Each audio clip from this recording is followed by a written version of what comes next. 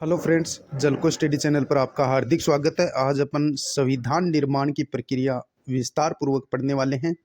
और संविधान निर्माण से रिलेटेड क्वेश्चन 2 या 3 एग्जाम में जरूर आते हैं, चाहे वो रीट एग्जाम हो या फर्स्ट ग्रेड एग्जाम हो या सेकंड ग्रेड एग्जाम हो या पटवारी की एग्जाम हो।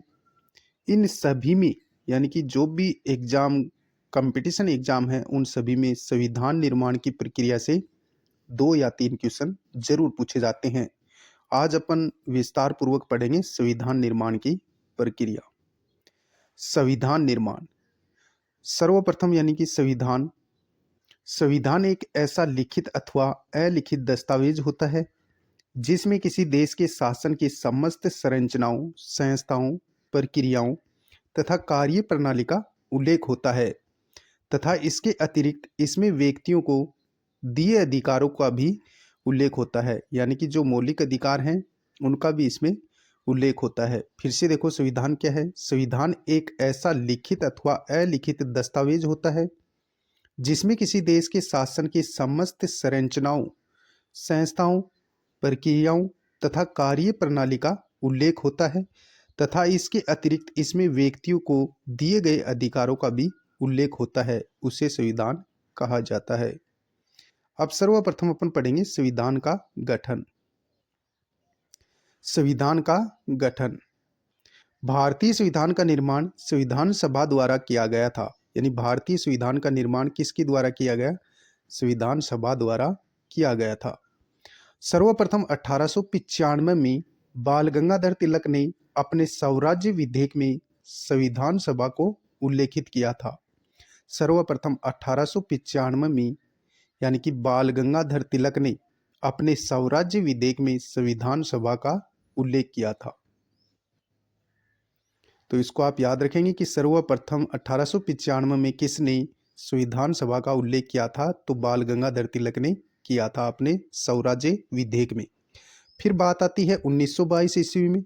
1922 ईस्वी में महात्मा गांधी ने दक्षिण अफ्रीका की तर्ज पर भारत में संविधान के निर्माण की बात कही थी।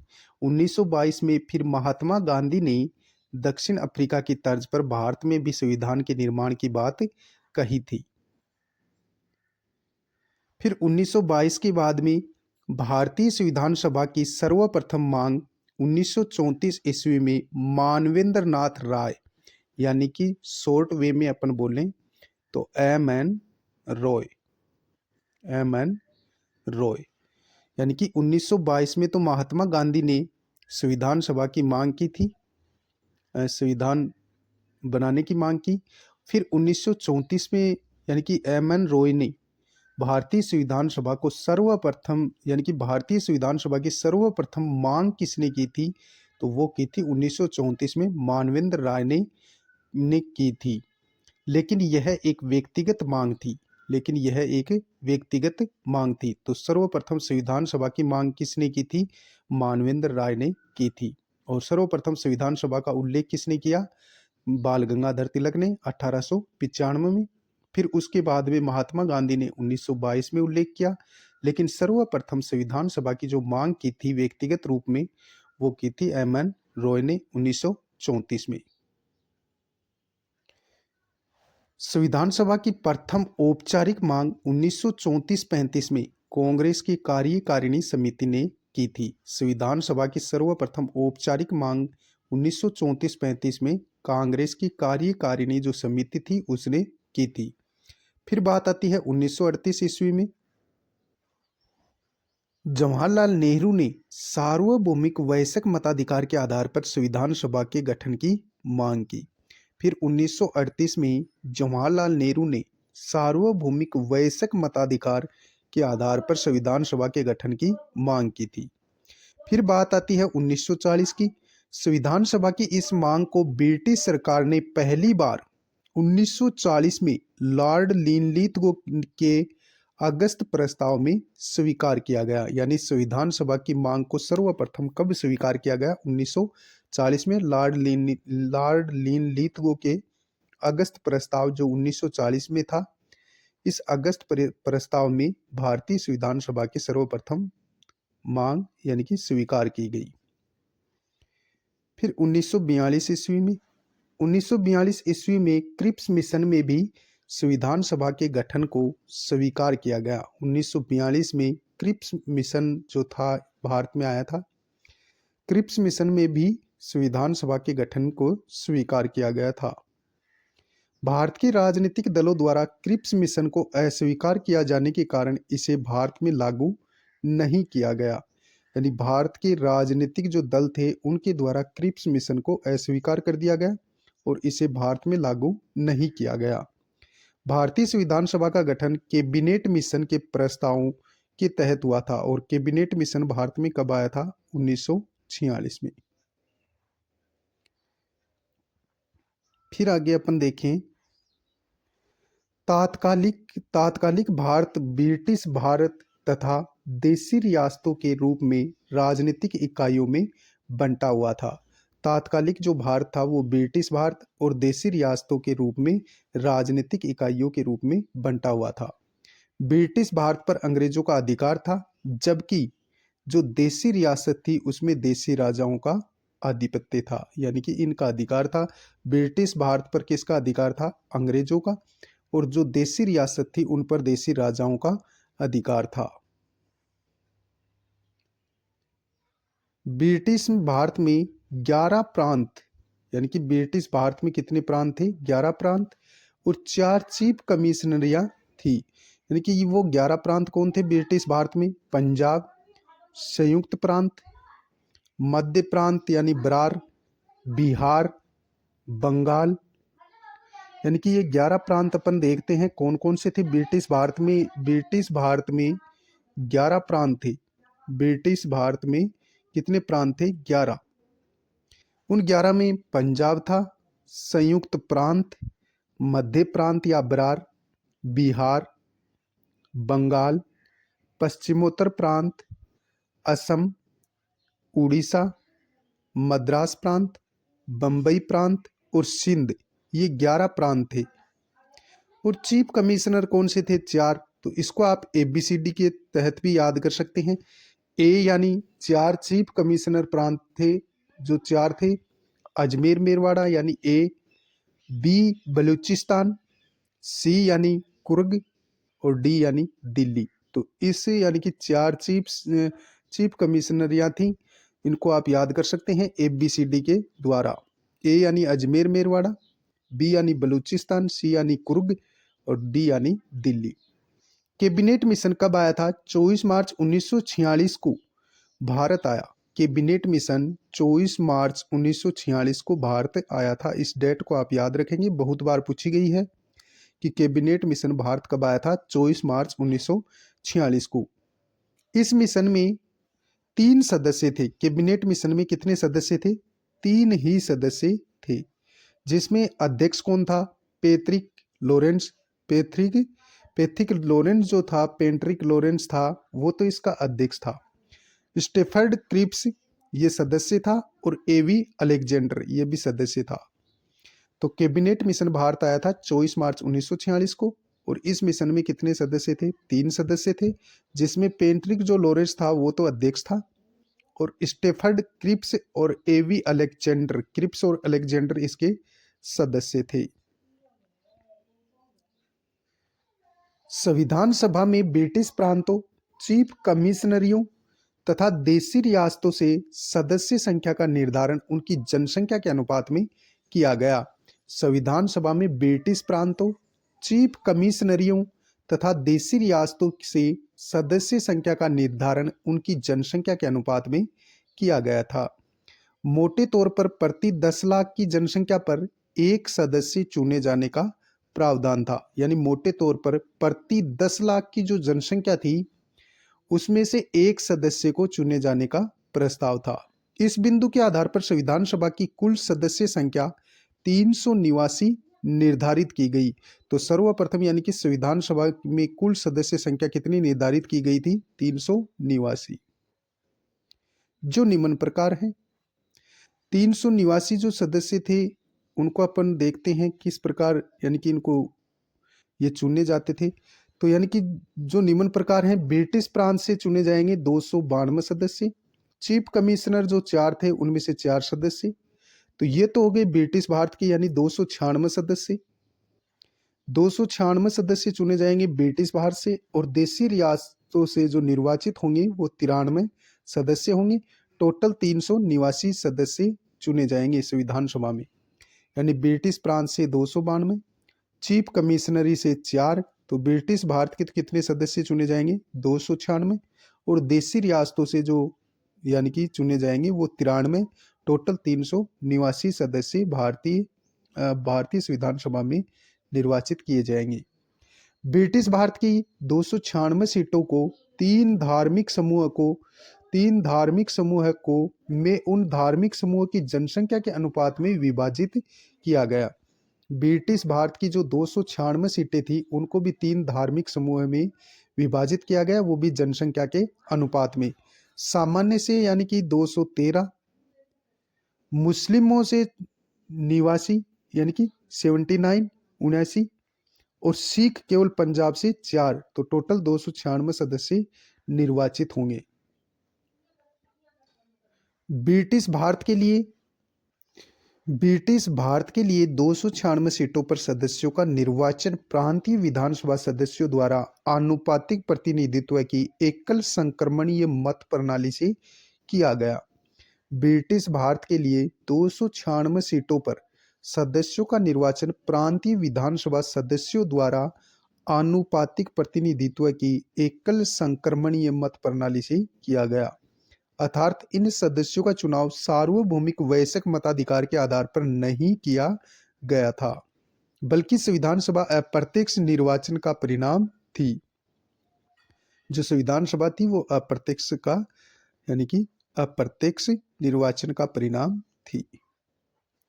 देशी रियासतों के 93 सदस्यों का चयन परामर्श के आधार पर किया गया, अर्थात देशी रियासतों से सदस्यों का मनोनयन किया गया था। यानी कि 93 सदस्य मनोनीत किए गए थे देशी रियासतों से, ये निर्वाचन के आधार पर नहीं थे, मनोनयन किए गए थे यानी मनोनीत किए गए थे। नोट: भारतीय संविधान सभा असतः निर्वाचित तथा असतः मनोनीत निकाय थी। यानी कि भारतीय संविधान सभा में निर्वाचित भी सदस्य थे और मनोनीत भी सदस्य थे, जिसमें कांग्रेस की यानी कि सीटें, कांग्रेस को जो सीट मिली थी वो सर्वाधिक 208 मिली, मुस्लिम लीग को सीट मिली थी 73, यूनियनिस्ट पार्टी को मिली थी 3 सीटें और कृषक प्रज्ञा पार्टी को मिली थी 1 सीट। फिर से देखो, कांग्रेस को इसमें सीटें मिली 208 सर्वाधिक, फिर मुस्लिम लीग को मिली थी 73, यूनियनिस्ट पार्टी को 3, कृषक प्रज्ञा पार्टी को 1, सिख गैर कांग्रेसी को 1, कम्युनिस्ट को 1, अनुसूचित जाति परिसंघ को भी 1 और निर्दलीय उम्मीदवार 8 निर्वाचित किए गए, जिस यानी टोटल सीट 296 हो गई। आगे अपन चर्चा करें तो जुलाई अगस्त 1996 में संविधान सभा की ब्रिटिश भारत के लिए निर्धारित 296 सीटों के लिए चुनाव हुए। चुनाव के उपरांत विभिन्न दलों की दलीय स्थिति इस प्रकार रही थी। किनको कितनी सीट मिली थी? कांग्रेस को 208 सीटें मिली थी, मुस्लिम लीग को 73 सीट मिली, यूनियनिस्ट पार्टी को 3 सीट मिली थी, कृषक प्रजा पार्टी को 1 सीट मिली थी, अनुसूचित जाति परिसंघ को भी 1 सीट मिली थी और कम्युनिस्ट पार्टी को भी 1 सीट मिली थी। सिख गैर कांग्रेसी को 1 सीट मिली और निर्दलीय उम्मीदवार 8 यानी कि निर्वाचित किए गए थे। तो 296 टोटल सीटों का विभाजन इस प्रकार रहा। संविधान सभा में अपनी कमजोर स्थिति को देखते हुए मुस्लिम लीग ने संविधान सभा का बहिष्कार कर दिया। संविधान सभा में अपनी कमजोर स्थिति को देखते हुए मुस्लिम लीग ने संविधान सभा का क्या कर दिया? बहिष्कार कर दिया तथा पाकिस्तान अपनी मांग की ओर अधिक पुरजोर तरीके से उठाते हुए अपनी नई संविधान सभा की मांग शुरू की।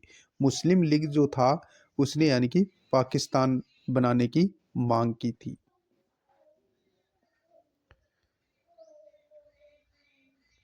भारत के भारत के विभाजन के बाद संविधान सभा का पुनर्गठन किया गया।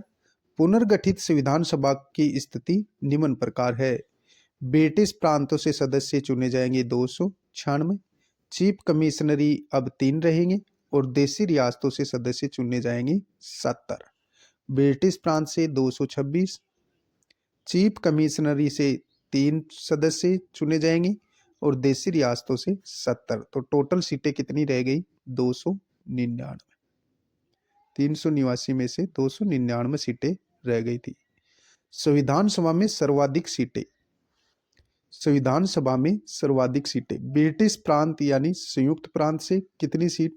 55 सीटें और देशी रियासत यानी कि हैदराबाद से 16 और मैसूर से 7 सीटें।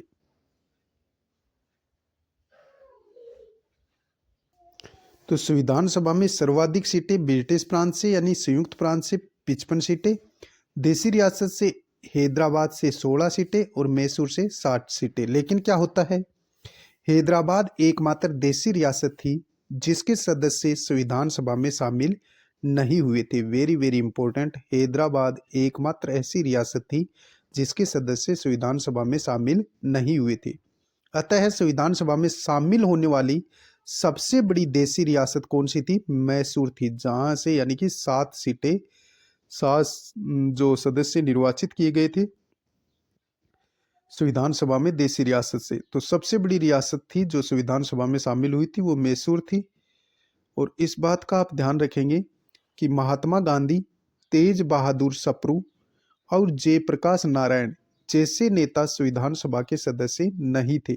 महात्मा गांधी, तेज बहादुर सप्रू, जयप्रकाश नारायण जैसे नेता संविधान सभा के सदस्य नहीं थे। तो ये 3 सदस्य जो थे, महात्मा गांधी हो गए, तेज बहादुर सप्रू हो गए, जयप्रकाश नारायण हो गए, ये संविधान सभा के सदस्य नहीं थे। तेज बहादुर सप्रू ने स्वास्थ्य संबंधी कारणों से सदस्यता के इस प्रस्ताव को स्वीकार नहीं किया। तेज बहादुर जो सप्रू थे उनके यानी कि स्वास्थ्य बिगड़ने के कारण यानी संविधान सभा की सदस्यता को, इस संविधान सभा के सदस्यता के प्रस्ताव को स्वीकार नहीं किया था। तथा जयप्रकाश नारायण ने यह कहते हुए इस प्रस्ताव को ठुकरा दिया कि जनता द्वारा प्रत्यक्ष निर्वाचन से चुनी न होने के कारण यह संविधान सभा भारत की जनता का सही प्रतिनिधित्व नहीं करती। ये कहा था जयप्रकाश नारायण ने। जयप्रकाश नारायण इसलिए शामिल नहीं हुए भारतीय संविधान सभा में कि यानी कि ये जो संविधान सभा है ये जनता द्वारा प्रत्यक्ष निर्वाचित इसमें सदस्य नहीं है, तो वो भी इस कारण नहीं शामिल हुए। भीमराव अंबेडकर बंगाल से चुनकर संविधान सभा के सदस्य बने। वे अनुसूचित जाति परिसंघ की सीट से निर्वाचित हुए थे।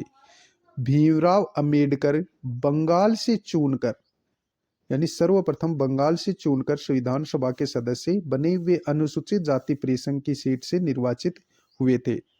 भारत के विभाजन के बाद उनकी यह सीट रिक्त हो गई थी। भारत का जब विभाजन हुआ था, भारत पाकिस्तान, जब भारत का विभाजन हुआ तो यानी कि भीमराव अंबेडकर की जो सीट थी वो खाली रह गई।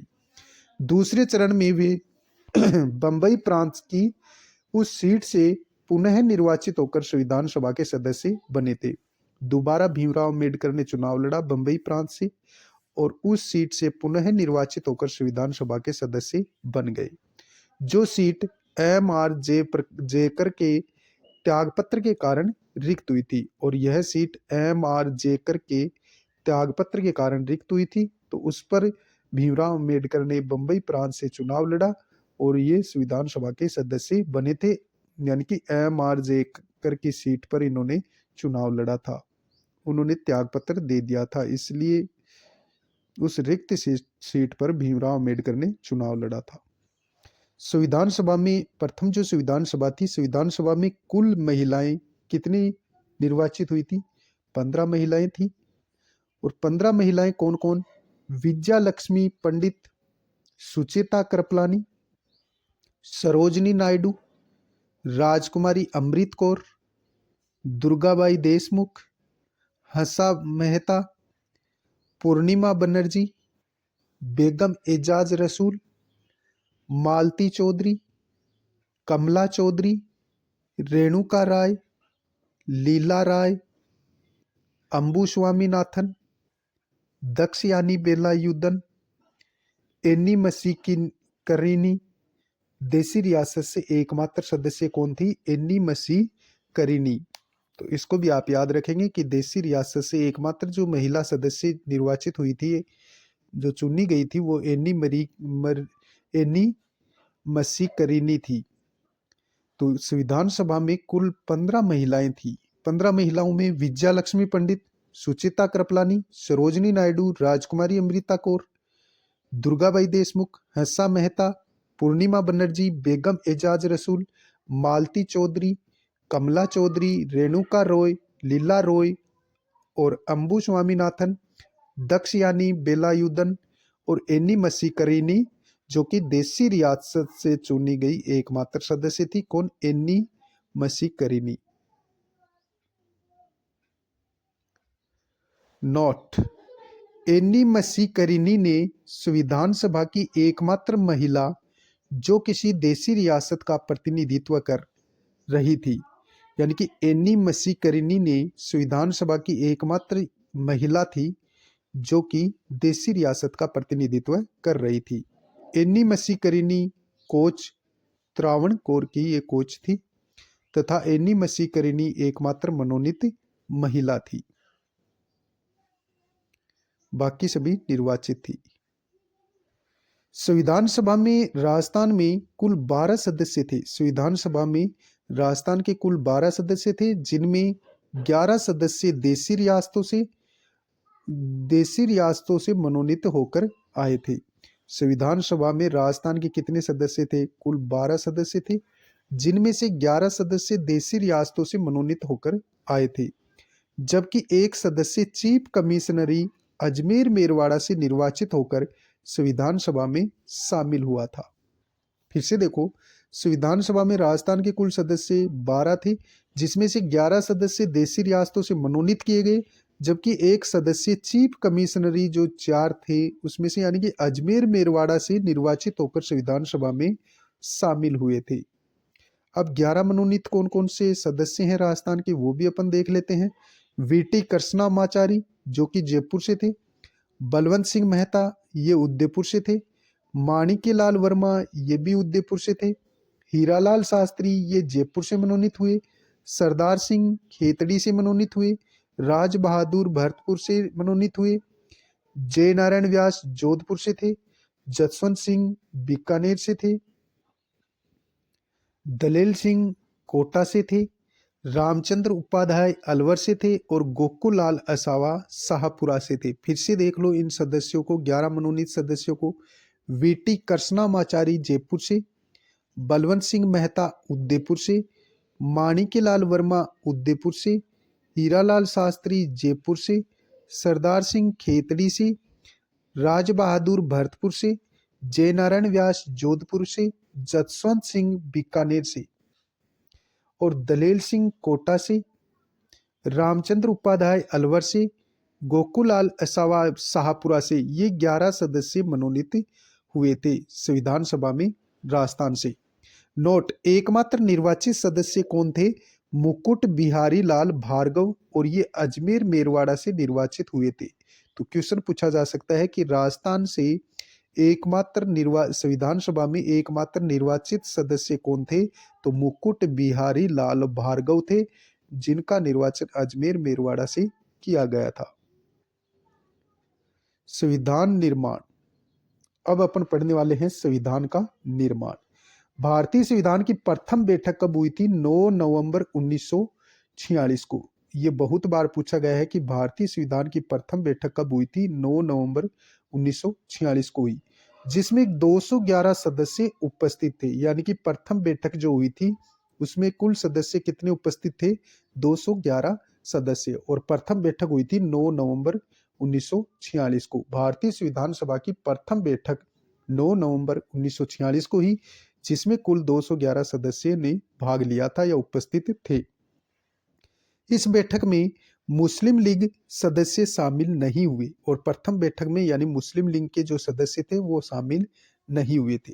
जेबी कृपलानी के आग्रह पर संविधान सभा के सबसे वरिष्ठ व अनुभवी सदस्य डॉक्टर सच्चिदानंद को इस बैठक का अस्थायी अध्यक्ष बनाया गया था। यानी प्रथम बैठक जो हुई थी, इसमें जो अस्थायी अध्यक्ष बनाया गया था वो डॉक्टर सच्चिदानंद थे। और किसके आग्रह पर इनको बनाया गया था? जेबी कृपलानी के आग्रह पर। और इस बैठक में मुस्लिम लीग ने भाग नहीं लिया था। मुस्लिम लीग के जो सदस्य थे उन्होंने भाग नहीं लिया था। जेबी कृपलानी संविधान सभा में बोलने वाले प्रथम वक्ता थे। इस बात का आप ध्यान रखेंगे कि प्रथम जो बैठक हुई थी संविधान सभा में, उसमें बोलने वाले कौन थे?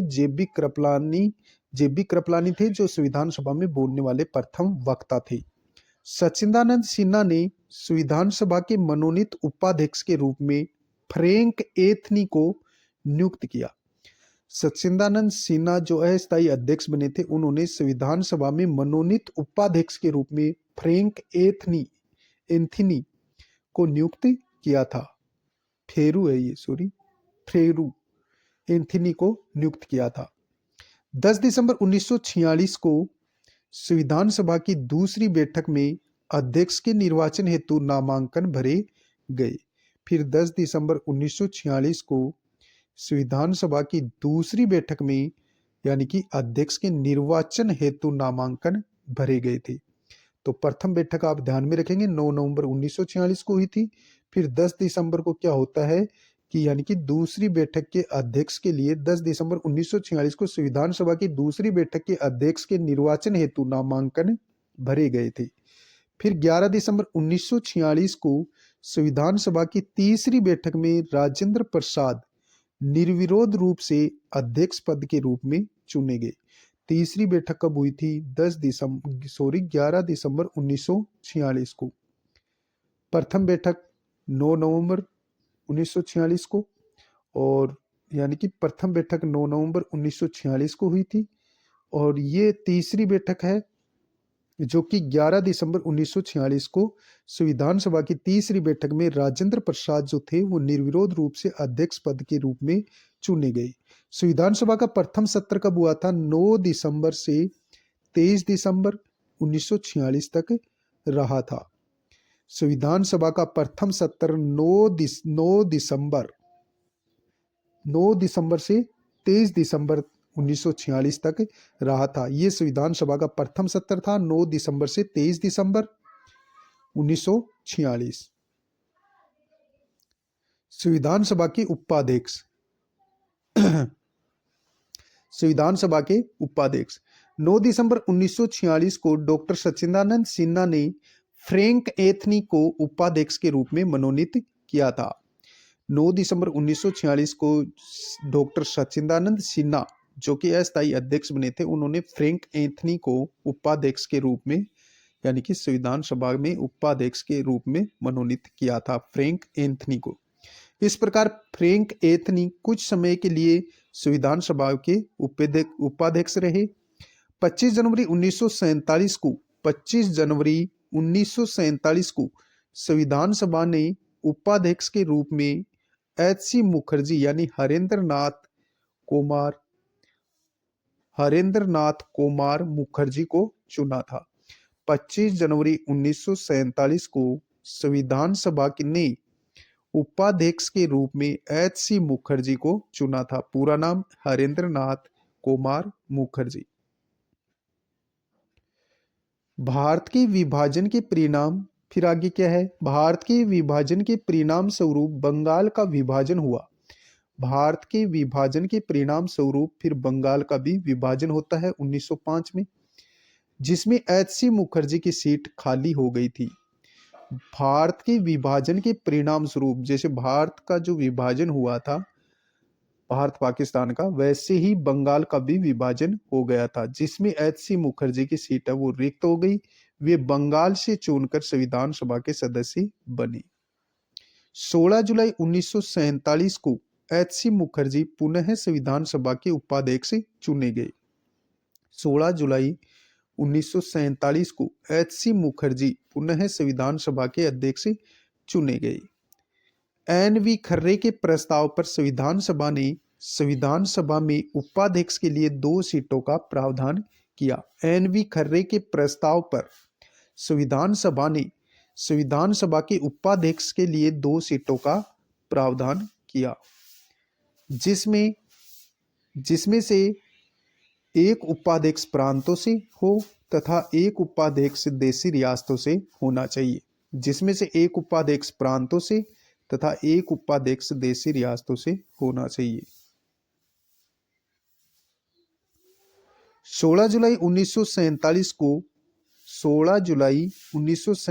को ही संविधान सभा ने दूसरा उपाध्यक्ष के रूप में वीटी कृष्णमाचारी को चुना गया।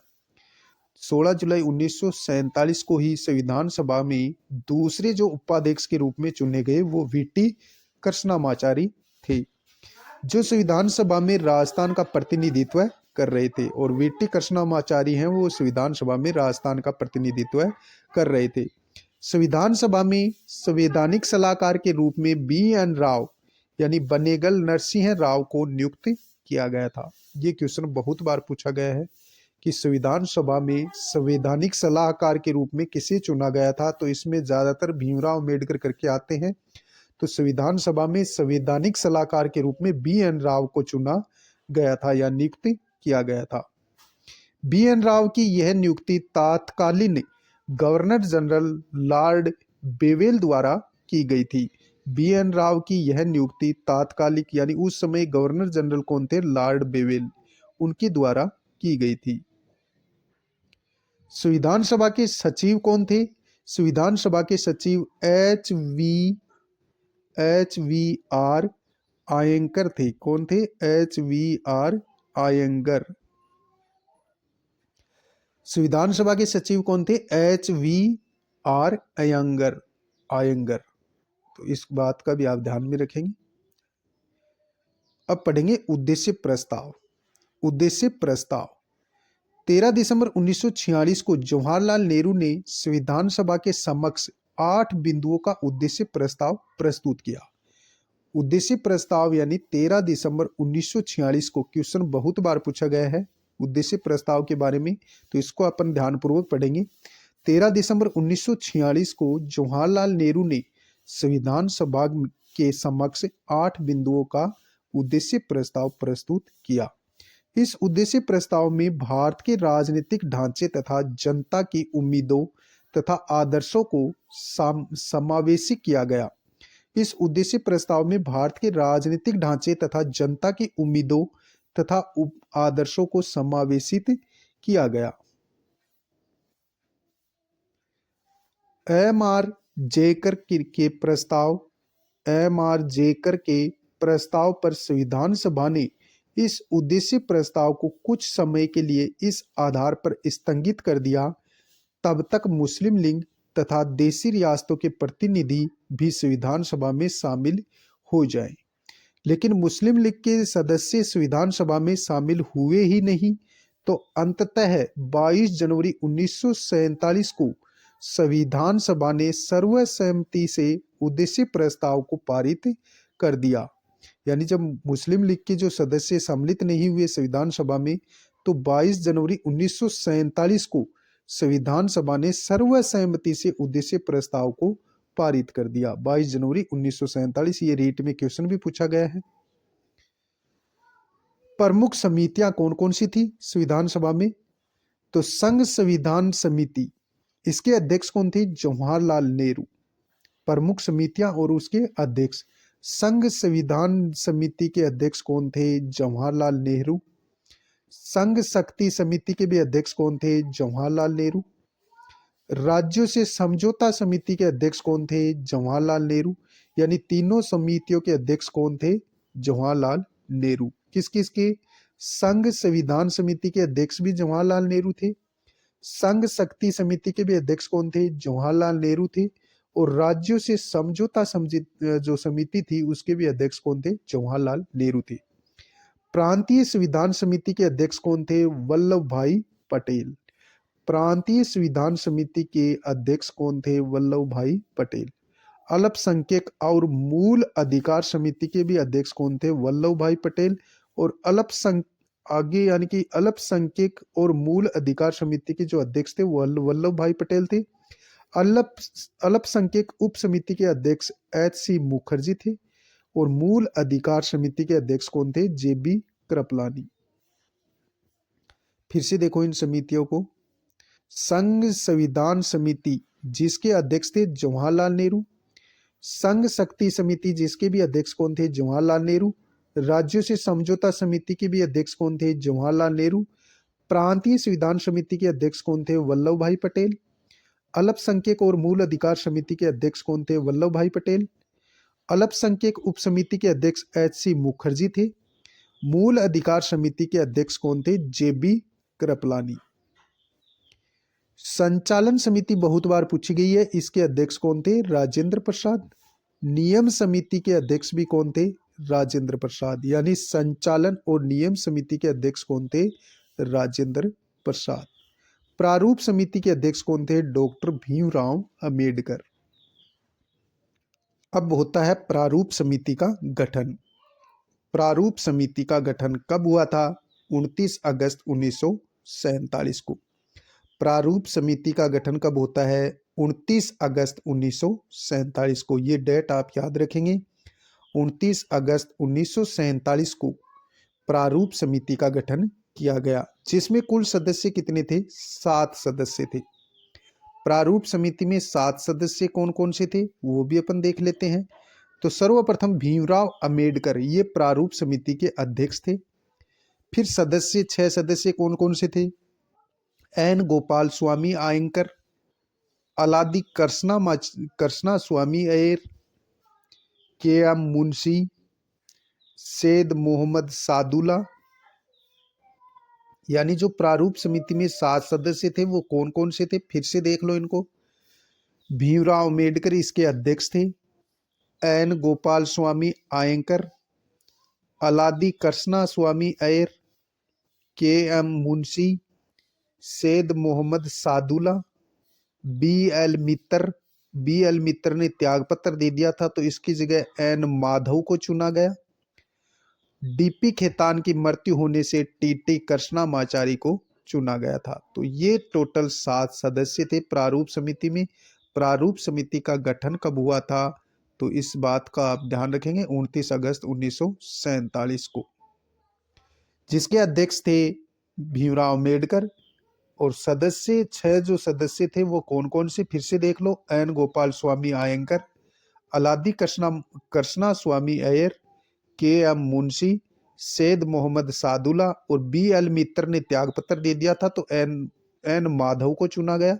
डीपी खेतान की मृत्यु होने पर टीटी कृष्णामाचारी को चुना गया था। संविधान का प्रथम मसौदा प्रारूप बी एन राव ने तैयार किया था। संविधान का प्रथम जो मसौदा या प्रारूप जो था किसने तैयार किया था? बी एन राव ने तैयार किया था। बी एन राव द्वारा तैयार किए गए इस मसौदे के प्रारूप समिति ने भारतीय संविधान का व्यवस्थित प्रारूप तैयार किया।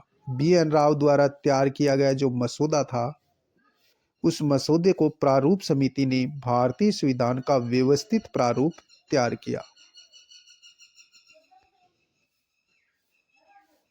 प्रारूप समिति के द्वारा तैयार किए गए इस प्रारूप को 21 फरवरी 1948 को भारत के गजट राजपत्र में प्रकाशित करवाया गया। फिर भारतीय संविधान समिति जो प्रारूप समिति बनी थी जिसमें 7 सदस्य थे, भीमराव अंबेडकर इसके अध्यक्ष थे। तो प्रारूप समिति के द्वारा तैयार किए गए इस संविधान संबंधित मसौदे को यानी कि इस प्रारूप को 21 फरवरी 1948 को भारत के गजट या राजपत्र में प्रकाशित करवाया तथा इस पर खुले सुझाव आमंत्रित किए गए। प्राप्त सुझावों के आधार पर आवश्यक संशोधन कर अक्टूबर 1948 में इसे पुनः प्रकाशित करवाया गया तथा संविधान सभा में विचार हेतु इसे संविधान सभा के पटल में रखा गया। फिर संविधान सभा में विचार हेतु इसे संविधान सभा के पटल पर रखा गया। संविधान सभा में इस प्रारूप पर निम्नलिखित 3 वाचन हुए थे। 3 वाचन कौन कौन से हुए? पहला वाचन हुआ था 4 नवंबर 1948 से लेकर 9 नवंबर 1948 तक। यानी कि ये पूछे जाते हैं कि संविधान का प्रथम वाचन कब हुआ था? तो इस प्रारूप यानी संविधान सभा में जो इस प्रारूप का जो वाचन था वो 3 वाचन हुए थे। संविधान सभा के 3 वाचन आप याद रखेंगे। पहला वाचन हुआ था 4 नवंबर से 9 नवंबर 1948। दूसरा वाचन हुआ था 15 नवंबर 1948 से 16 नवंबर 1949 तक। तीसरा वाचन हुआ था 17 नवंबर 1949 से 26 नवंबर 1949 तक। फिर से देख लो, संविधान सभा के 3 वाचन हुए थे। पहला वाचन 4 नवंबर से 9 नवंबर 1948। दूसरा वाचन हुआ था 15 नवंबर 1948 से 16 नवंबर 1949 तक। तीसरा वाचन हुआ था 17 नवंबर 1949 से 26 नवंबर 1949 तक।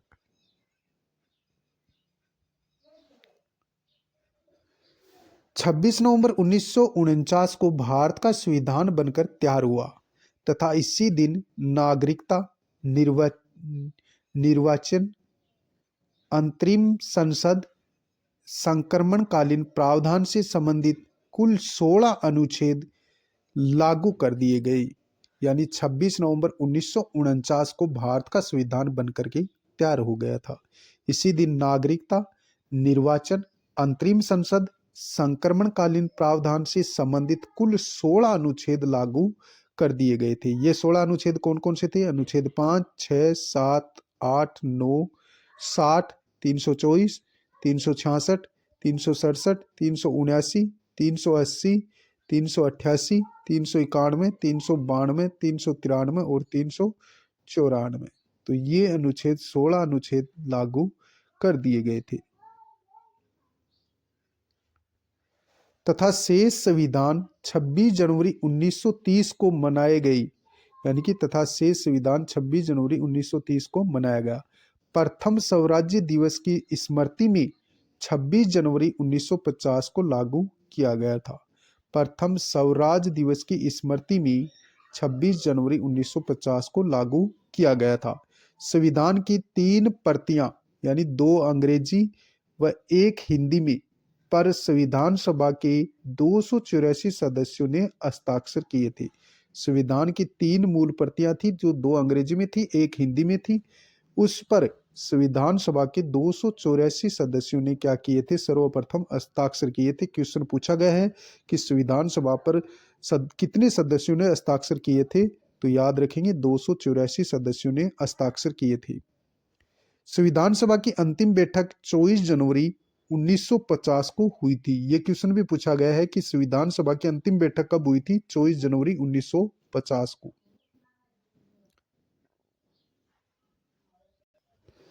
संविधान निर्माण में कुल 2 वर्ष 11 माह तथा 18 दिन का समय लगा था। संविधान निर्माण में कुल 2 वर्ष 11 माह और 18 दिन का समय लगा तथा लगभग 64 लाख रुपए इस पर खर्च हुए थे। संविधान सभा के निर्माण में 2 वर्ष 11 माह 18 दिन का समय लगा और लगभग 64 लाख रुपए खर्च हुए थे। भारतीय संविधान को प्रेम बिहारी नारायण रायजादा ने हस्तलिपि में लिपिबद्ध किया। भारतीय संविधान को प्रेम बिहारी नारायण रायजादा ने हस्तलिपि में लिपिबद्ध किया तथा नंदलाल बोस संविधान के पृष्ठों पर चित्रांकन किया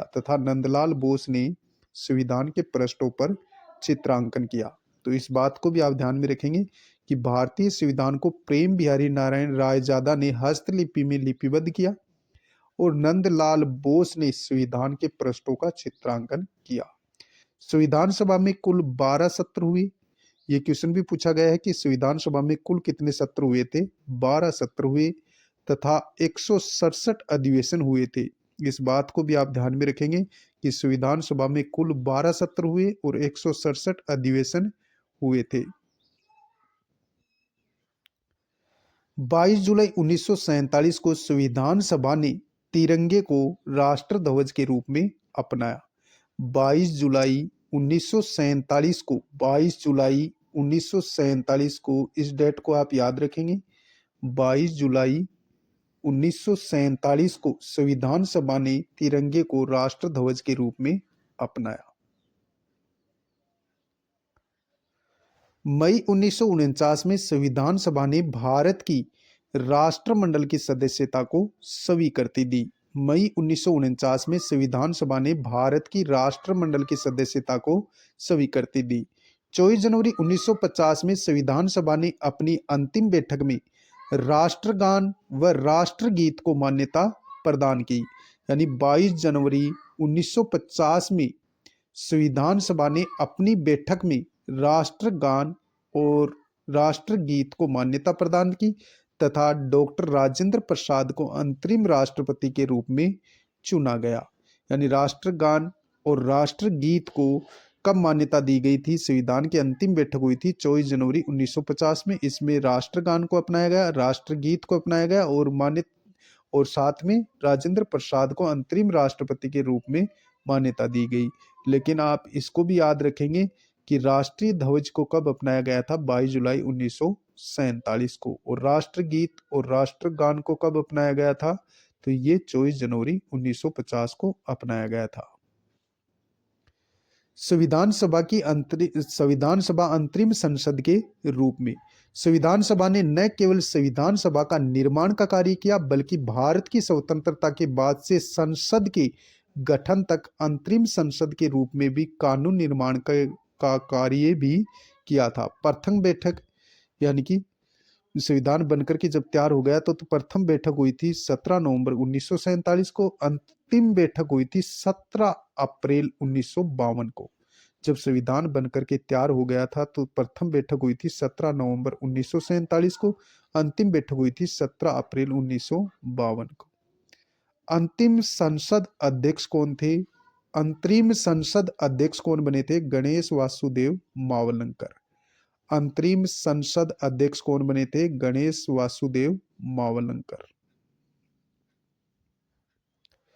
भारत स्वतंत्रता अधिनियम 1947 का संविधान सभा पर प्रभाव। भारत स्वतंत्रता अधिनियम 1947 का संविधान सभा पर प्रभाव। इस अधिनियम से भारत पर ब्रिटिश सत्ता समाप्त हो गई, अतः भारतीय संविधान सभा में सर्वोच्च तथा संप्रभु हो गई। इस अधिनियम से भारत पर ब्रिटिश सत्ता समाप्त हो गई, अतः भारतीय संविधान सभा में सर्वोच्च तथा संप्रभु हो गई। इस अधिनियम द्वारा भारत का विभाजन हुआ था, अतः अब विभाजन के उपरांत भारतीय संविधान सभा का पुनर्गठन किया गया। इस एक्ट द्वारा ब्रिटिश सत्ता समाप्त होने परिणाम स्वरूप भारत में कानून निर्माण की शक्ति भी संविधान सभा को प्राप्त हो गई। प्रमुख टिप्पणियां देख लो, किसने क्या कहा था? प्रमुख कथन ये बहुत बार पूछे गए हैं।